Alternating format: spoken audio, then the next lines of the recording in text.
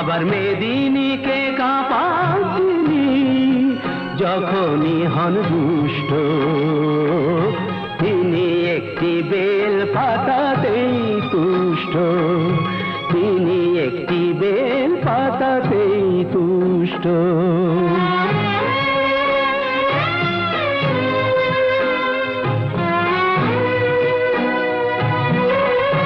তিনি হলেন রাজার রাজা, তার ইচ্ছে করে ভিখারি সাজা।